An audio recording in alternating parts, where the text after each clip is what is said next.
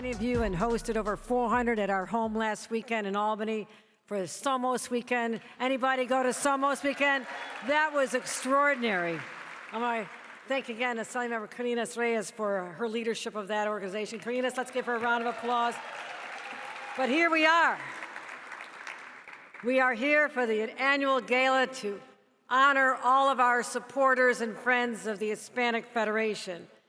Luis Miranda, I want to thank him for being a pioneer, a leader, a true believer, making the magic happen, changing people's lives.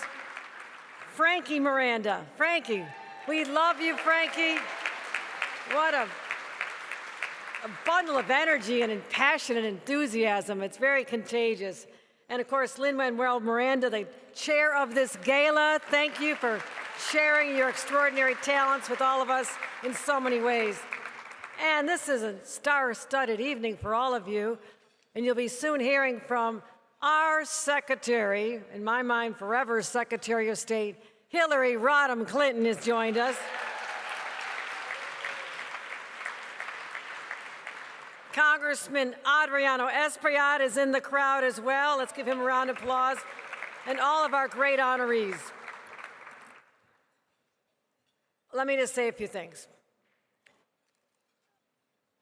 These are difficult times for our communities. And as much as we come here to celebrate and talk about what the state has done for this organization, and we've been very supportive, very, very supportive, there's a lot of people who are feeling a lot of stress. Now, the people who live here, the cost of living, no matter how hard they work, the cost of utilities, the rent, mortgage if they're fortunate enough to have it, cost of car insurance, a lot of the fights we're taking on this year. And I want them to know, don't give up hope.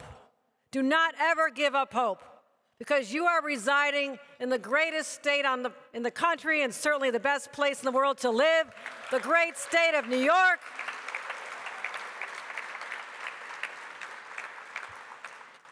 And I believe in all the people who came here in search of a better life themselves, or their parents came, or their grandparents came.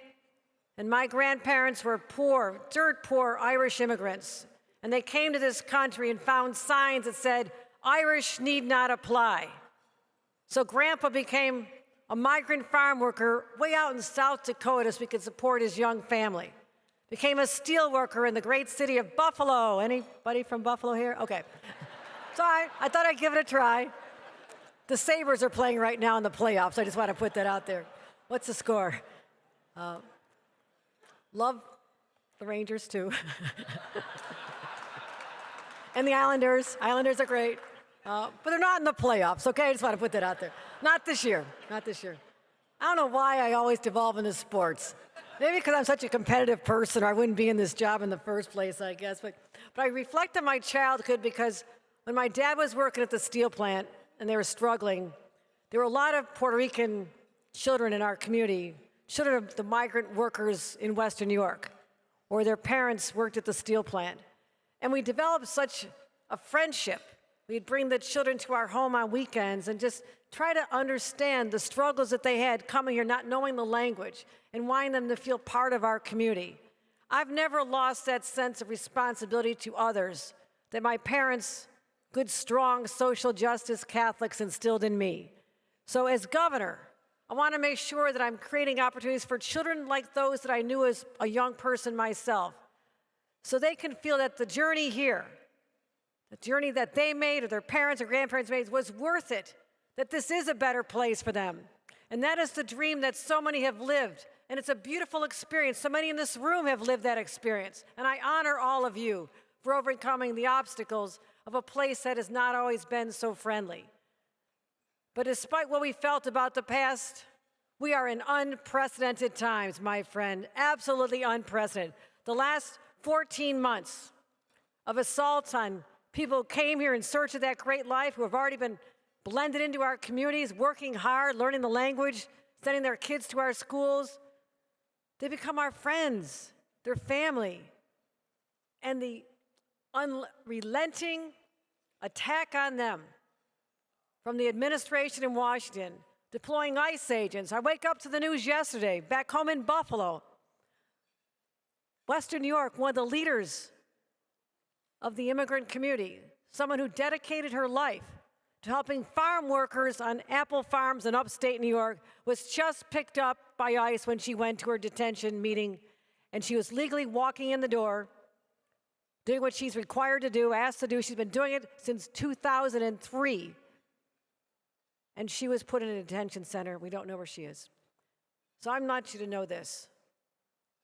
I'm not going to stop until we get the laws changed in Albany that show who we are as New Yorkers, who we stand up for, who we fight for, and that is our values as people who care about those who came here. Are you with me to continue that effort?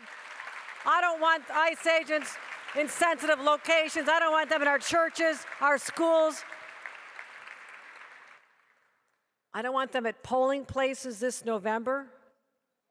Anybody think about the intimidation tactics that could be unfolding? So we'll be working on that. But in the meantime, I'm devoted to ensuring that Hispanic Federation has the resources you need. $7.5 million a year from the state of New York. And I know that is being spent to help lift up our communities.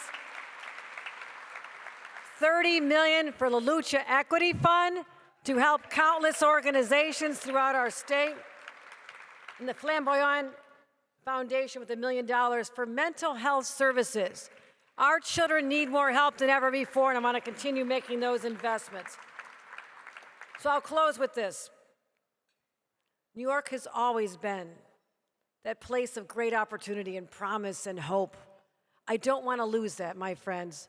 And this moment in history calls for all of us to unite and work with organizations like the Hispanic Federation and their outreach to us and how we can be helpful.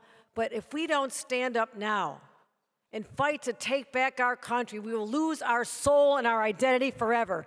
I, as the governor of the state of New York, will not let that happen, nor will anyone in this audience. So let's continue to rise up together, show who we are, fight to save our country and the people who came here with nothing sometimes but a hope in their hearts and a dream. And I want those dreams fulfilled for everyone. Thank you very much for supporting the Hispanic Federation now and for the next 40 years. Thank you, everyone.